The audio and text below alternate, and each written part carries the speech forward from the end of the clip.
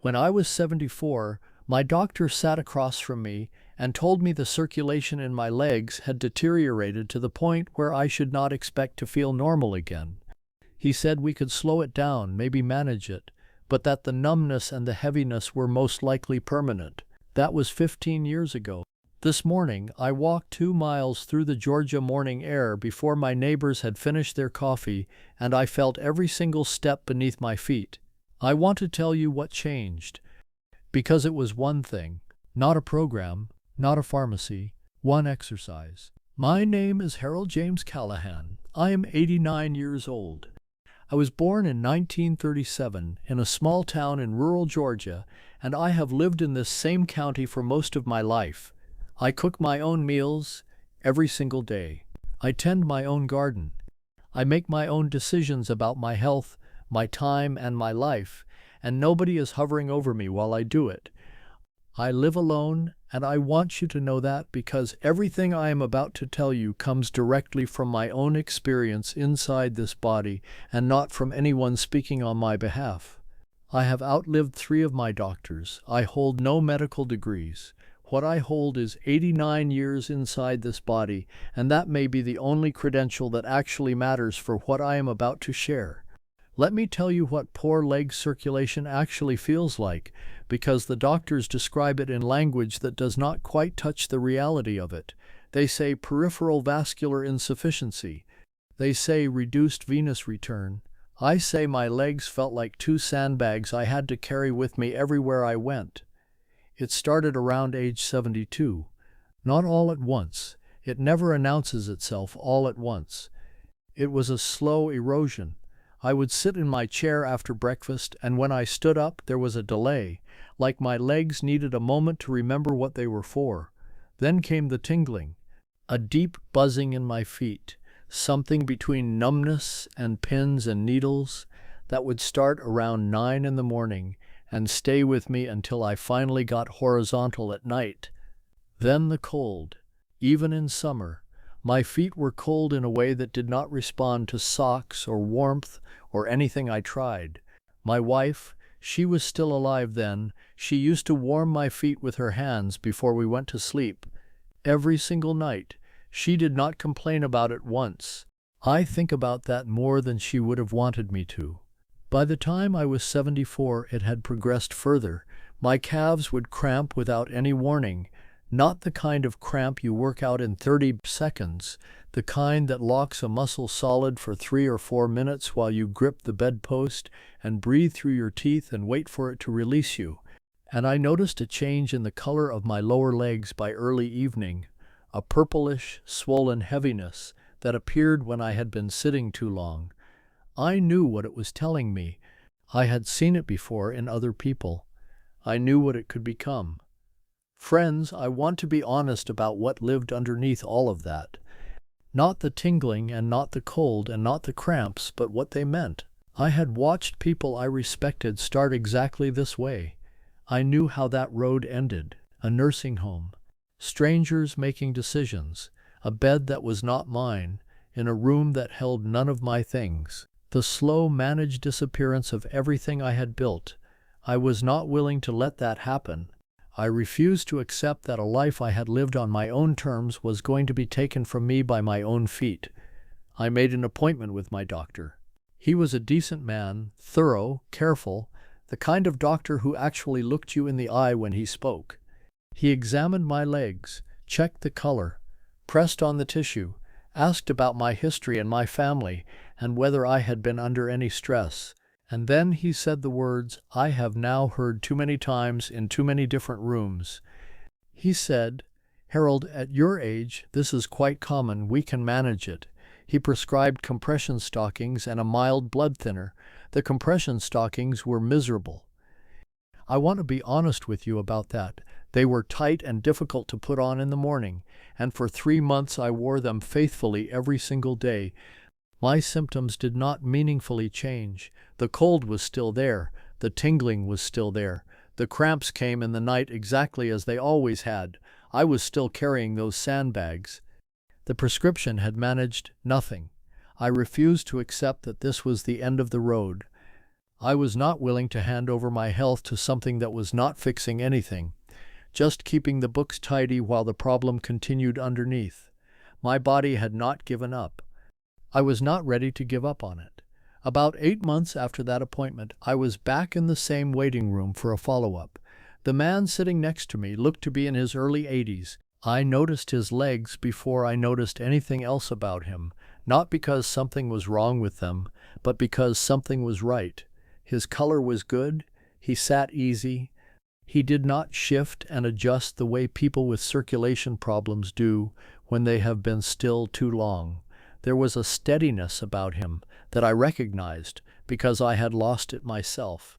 I am not usually a man who starts conversations with strangers, but I asked him how he was getting along. He looked at me for a moment and then he said, "Better than I have any right to be." We talked for 45 minutes.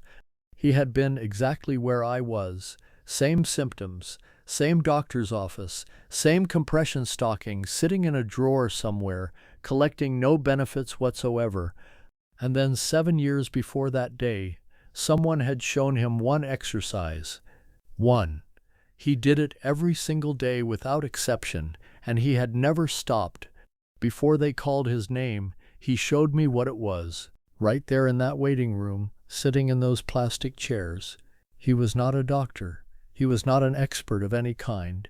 He was a man whose legs worked, and that was the only qualification that mattered to me. I want to show you the same thing he showed me. Now stay with me, because the order of what I am about to share matters.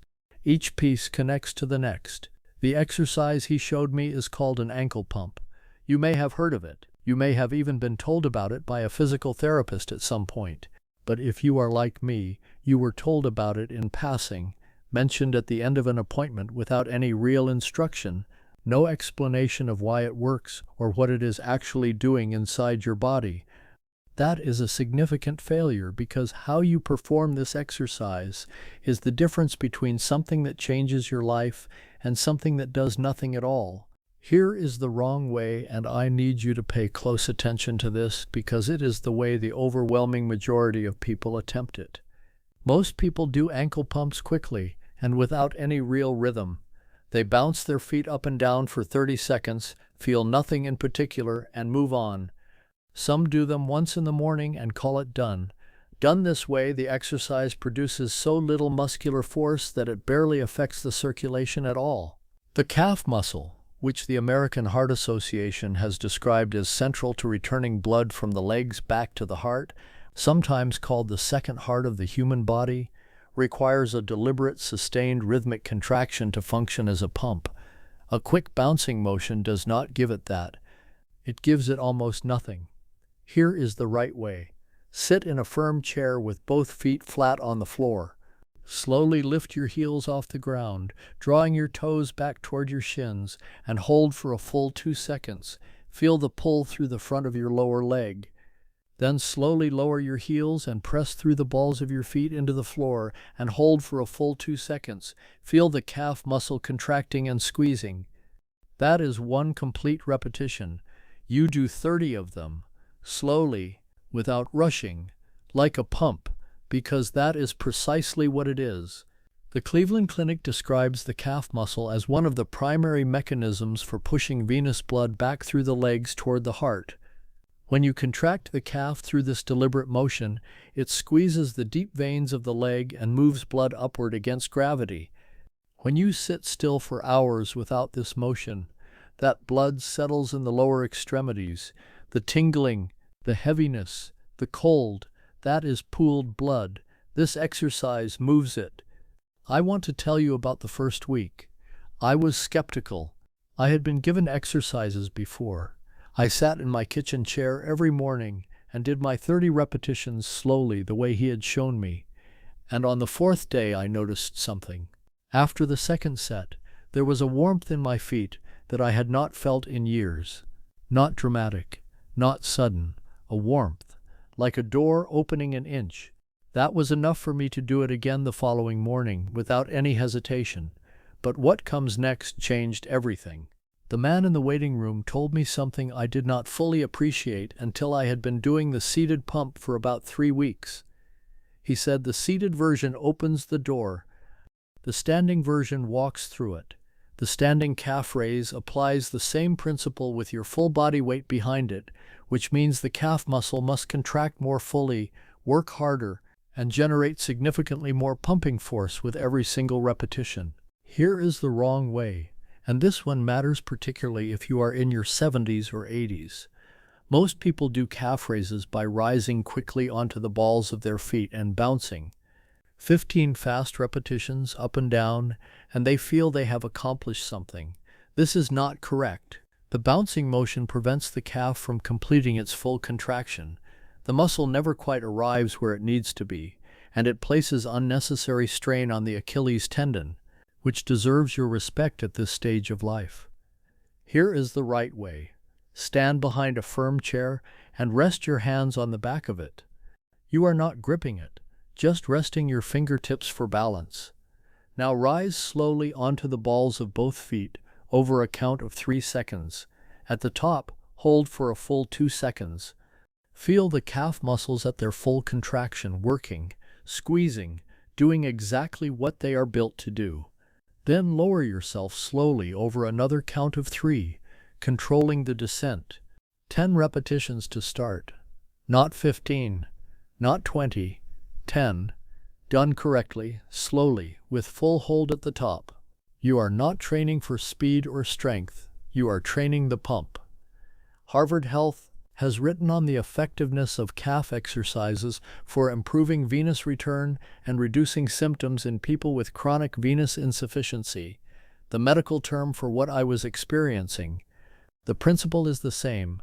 A fully contracted calf muscle acts as a compression mechanism, and once blood begins moving upward, it continues upward. The momentum matters. After 3 weeks of the seated pump and 2 weeks of adding the standing raise, and I want to be precise about this because I have no interest in overstating what happened to me, the nighttime cramping stopped.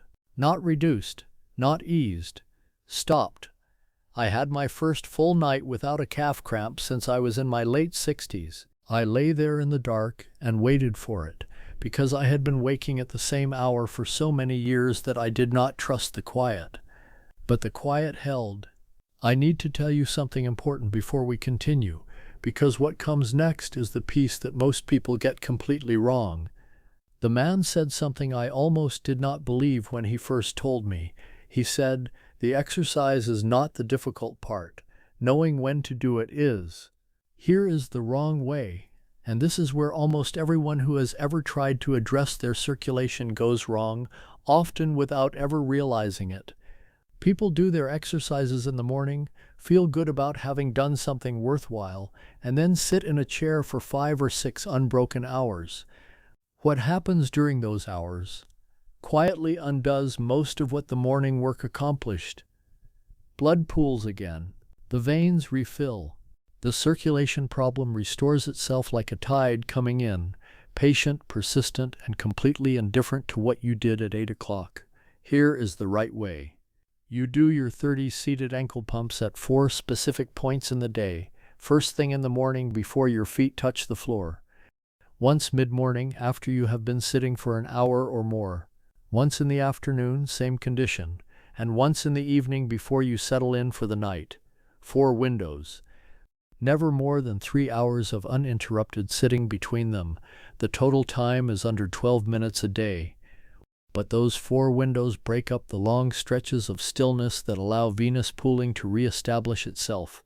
The NIH National Institutes of Health have published research on prolonged sitting and venous pooling in older adults, noting specifically that short movement breaks distributed through the day are substantially more effective for circulation than one longer session, even when the total movement time is identical. Frequency is the mechanism, not duration.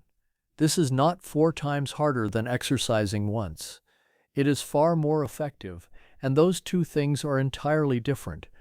I have followed this 4-window approach for 15 years. I do not skip a single window. On the mornings I walk my 2 miles, I still come home and do my first seated set. It takes under 4 minutes, and it costs me nothing except the willingness to do it consistently, without fail every single day. Here is what I want you to understand about how my body changed.